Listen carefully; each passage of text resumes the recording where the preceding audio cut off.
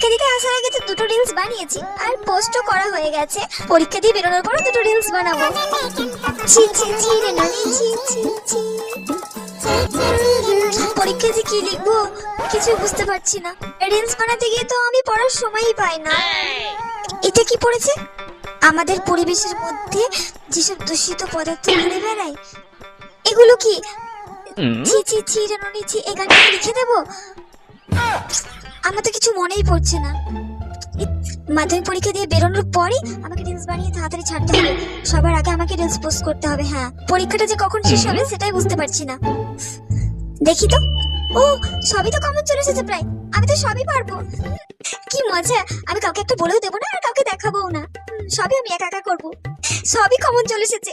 যে এবার লেখা স্টার্ট করে দিই। কিন্তু এটা প্রথম লাইনটা যেন কি ছিল? কি ছিল প্রথম লাইনটা?